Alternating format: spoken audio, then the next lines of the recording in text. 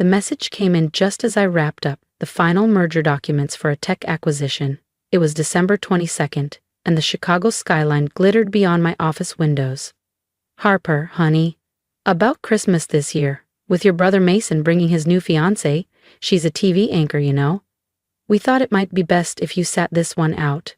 You understand, right? Love, Mom. I blinked at the text. Then I smiled, tight, amused, tired. After 15 years, nothing changed. Even with all I'd built, they still saw me as the odd one out. What Mom didn't know was that the freelance analyst she barely acknowledged was now Harper Lynn, CEO of Limbridge Strategies, the firm quietly steering some of the biggest business decisions across 3 continents. My assistant Janelle buzzed through the intercom. The executive team from Marotech is ready for the call. Thanks, Janelle, I said, straightening my navy silk blazer. They all still assumed I thrifted my clothes, and I let them. 15 years ago, I'd walked out of our Minnesota farmhouse after refusing a role at the family firm Lynn and Mason Holdings. You're being selfish, my father had yelled. You think you know better than all of us? Mason had chuckled from his leather chair, arms crossed. Let her try. She'll come crawling back. I never did. I moved to Chicago with nothing but a laptop and a vision, and I built Limbridge from scratch, working impossible hours, risking everything. Now, Limbridge quietly owned minority stakes in half the firms my family dealt with. There was a knock. Miss Lynn. Janelle entered, holding a thick folder. The contract from Lynn and Mason Holdings, she said. It's ready for your signature. I smiled. So they needed help after all. I picked up my pen. Actually, Janelle, cancel it. Merry Christmas. The irony tasted better than any holiday wine. Lynn and Mason Holdings, my father's legacy firm, had spent the last 6 months scrambling for a strategic alliance with Limbridge Strategies. They had no idea the company they were chasing belonged to the very daughter they'd cast aside. I glanced again at my mother's message. Need to maintain a certain image. My email chimed. A new message from Mason. Harper, Mom told me about Christmas. Don't overthink it. You know how she gets with appearances. Besides, Melanie's career is very public. It's just cleaner this way. Maybe once you're established, things can go back to normal. Once I'm established, I echoed silently, staring at the 7-figure deal waiting on my desk. This partnership would unlock Lynn and Mason's international operations, a lifeline for them. I knew from our intel how much Dad had been boasting about it. All it needed now was one thing. My signature. Janelle returned, holding an iPad. Your father's on Zoom. He wants to confirm tomorrow's contract ceremony. I nodded and picked up the call. Harper Lynn speaking, I said, my voice calm and clipped. I always used my mother's maiden name in business. To stay hidden. Hey, everything, my father said, chipper and formal, a far cry from the man who once called my startup a waste of potential. Just checking. Everything's on track for tomorrow, right? This deal is vital to our future. I thought of the Christmas dinners I wasn't invited to, of Mason's smug emails, of years spent as the family shadow. Actually, Mr. Lynn, I said slowly, I've been reviewing the terms. I have some concerns. Concerns? His voice cracked, but everything was approved. Things change, I replied. We should discuss it in person. Bring the whole family to the ceremony. Lynn and Mason is a family company, right? Of course, he stammered. My wife, Mason. Melanie? All your children, Mr. Lynn, I said firmly. A pause. Then a softer, well, Harper's not really involved. All your children, I repeated. Understood, he murmured. Good, I said, and hung up. Tomorrow would be interesting. After my father ended the call, I leaned back in my chair, staring out over the glittering Chicago skyline. Tomorrow, my family would walk into Limbridge headquarters, expecting to meet a powerful but nameless CEO. Instead, they'd come face to face with the daughter they had dismissed and forgotten. Janelle stepped into the doorway once more. Shall I prepare the executive conference room for tomorrow's event? I nodded, running my fingers over the embossed contracts. Yes. And, Janelle, Make sure the photographers are ready. I want the moment fully documented, every single expression. That night, I stayed late, planning each detail. This wasn't just a signing ceremony. It was the moment everything would change. My family was obsessed with image, but they were about to see what earned power looked like. And Christmas? It would never look the same again. By 6:00 clock omitting, I was already in my office. The 47th floor conference room gleamed. Fresh orchids, imported wood conference table polished to perfection, floor-to-ceiling views of the frozen lake below. Janelle appeared, calm as always. "Your family just arrived. Shall I bring them up?" I checked my reflection. Gone were the soft sweaters and modest shoes they were used to. Today I wore a charcoal Armani suit, Louboutin pumps, and my grandmother's Cartier watch, her final gift to the granddaughter they all underestimated. "Let them wait," I said, smoothing my jacket. "I'll make an entrance." 20 minutes later, I stood in my private elevator, watching the floors pass. My phone buzzed. Another message from my mother. "Harper, where are you? Your father says this meeting is critical. Don't embarrass us." I smiled, slipped the phone away. Through the glass walls of the conference room, I could see them. Dad pacing, Mom fixing Mason's tie, Melanie rehearsing her smile, and the senator, bored, glancing at the contracts, unaware. I gave Janelle a nod. She opened the doors. "Ladies and gentlemen," she announced, "Ms. Harper Lynn, CEO of Lynbridge Strategies." The room froze. The air turned electric. As I stepped inside, my heels echoed across the marble, and then my mother's champagne flute slipped from her hand. The champagne flute slipped from my mother's fingers, shattering across the polished walnut table. My father's face drained of color, rage giving way to disbelief. But it was Mason's stunned silence I'd remember most. The ever-confident air, reduced to a speechless onlooker. "Good morning, everyone," I said coolly, taking my seat at the head of the table. "Shall we begin?" This is absurd," my father stammered. "You're a freelance consultant." "Am I?" I lifted a sleek black folder and flipped it open. "Because according to these documents, I'm the CEO of the firm you've been courting, Lynbridge Strategies." The senator sat up straighter, suddenly attentive. "I'm sorry, what exactly is going on?" "Oh," I said, turning to Melanie with a mock sweet smile. I would have been properly introduced at Christmas dinner. But, funny thing, I wasn't invited. Something about maintaining appearances. My mother opened her mouth. "Harper, sweetheart, this has all been a huge misunderstanding." "Has it?" I cut in, sharp as ice. I tapped a button on the panel. The wall screen lit up. "Let's review. Here's your message, Mom, suggesting I sit Christmas out. Here's Mason implying my career was a fluke, and here," I tapped again, "is Dad pleading for this partnership, completely unaware he's been negotiating with his invisible daughter." The room fell silent. Janelle moved between chairs, placing updated copies of the contract in front of each guest. Dad flipped through his in panic. "These aren't the same terms. These are different," I agreed. "I've made revisions. I've had time, years actually, to decide how I wanted this moment to go." Melanie leaned forward. "You can't do this. Lynn and Mason has plans, expansion, investors, like how I had plans when I launched my business with no support," I said, "when I was dismissed at every holiday table." "That was different," Mom whispered. "We were trying to protect you from failure." "No," I stood, letting my voice cut through the air. "You weren't protecting me. You were protecting your social status." I gestured toward the city skyline beyond the glass. "Congratulations. Today the world learns exactly who the Lynns are." I stood slowly, adjusting the cuff of my blazer. "The partnership is off," I said, voice calm and final. "Lynbridge will be acquiring Marrowtech directly, and as Dad likely realizes by now, that effectively blocks Lynn and Mason Holdings from accessing the European market." My father collapsed into his chair, the weight of it finally settling in.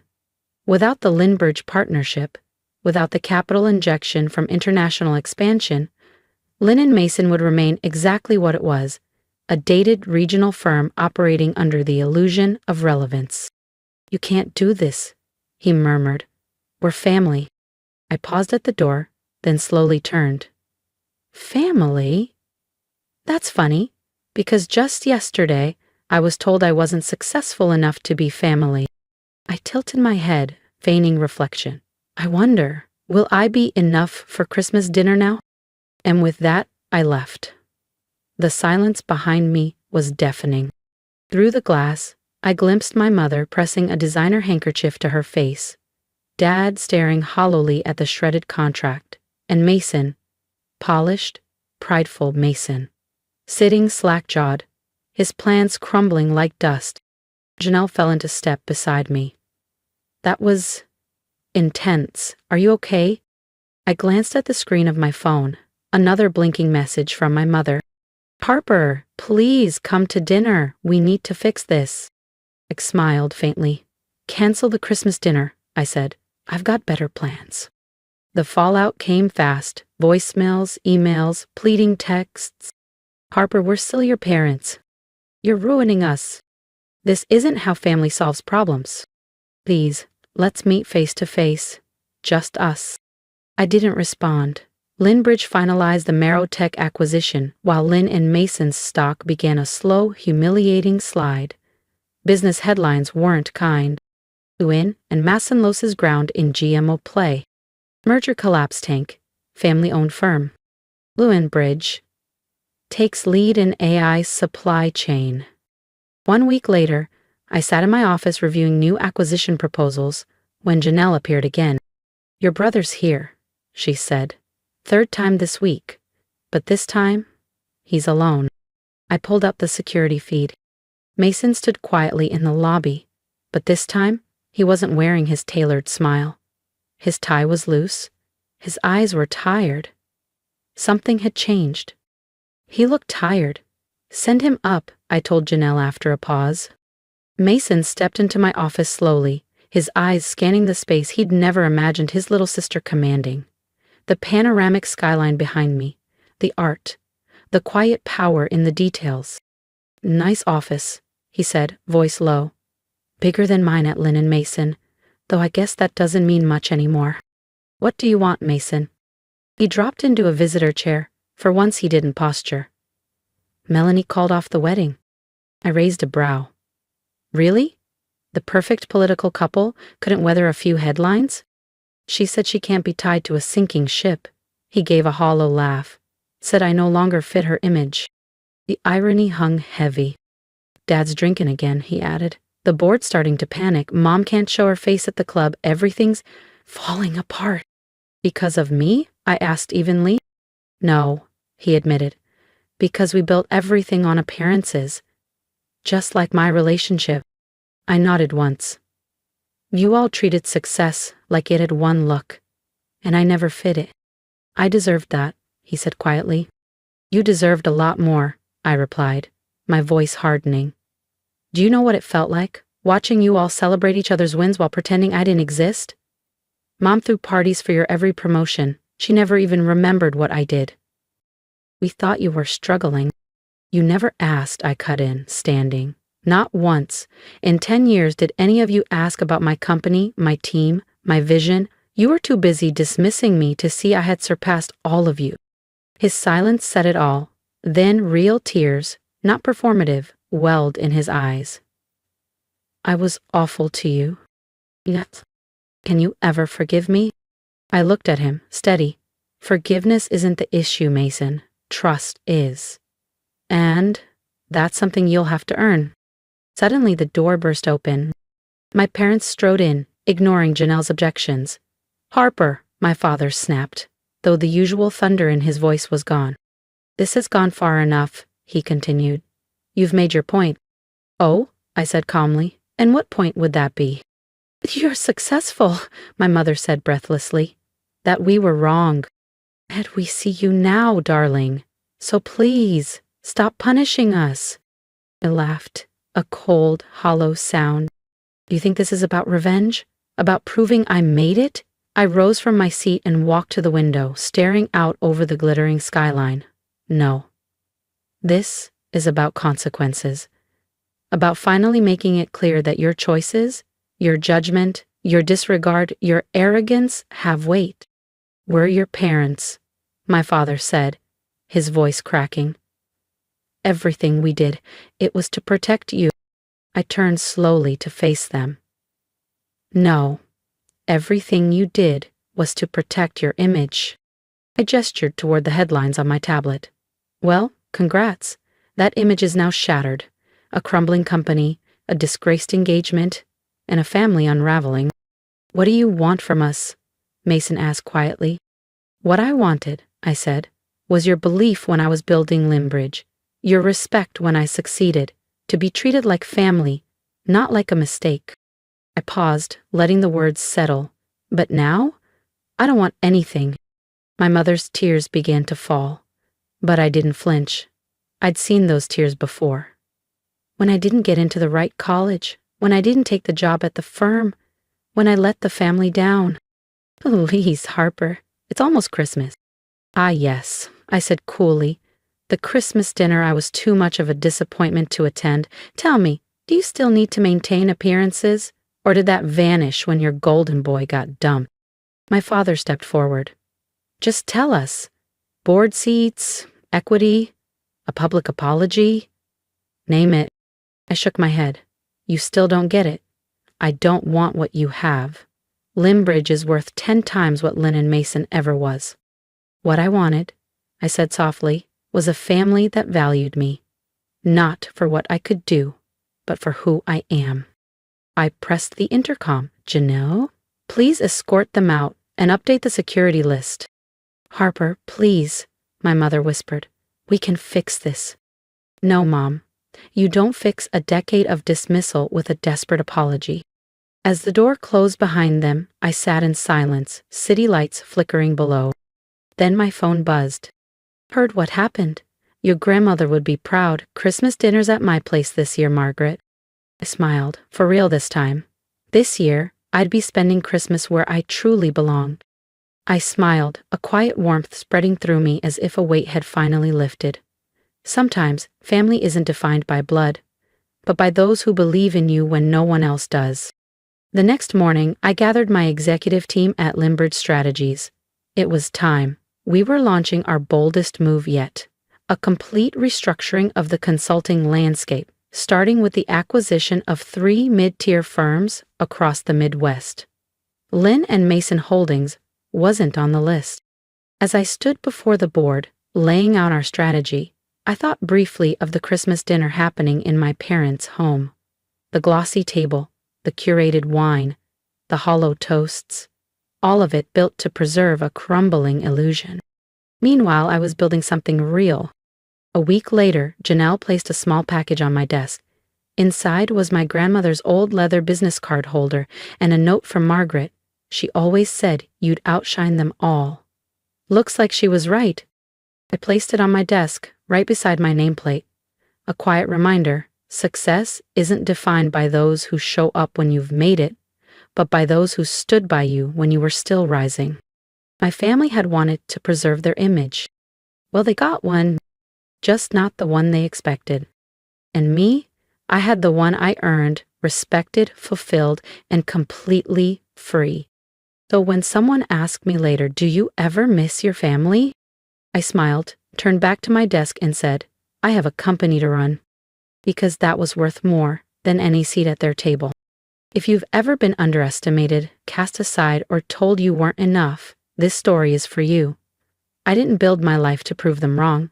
I built it to prove to myself that I was right to believe in the quiet fire inside me. If you felt something in my story, leave a comment. Tell me what you overcame. Or just say, I see you. Because I know how much that can mean. And if there's one thing I've learned, it's this. You don't need their seat at the table. Build your own. And one day, they'll wish they had a place there.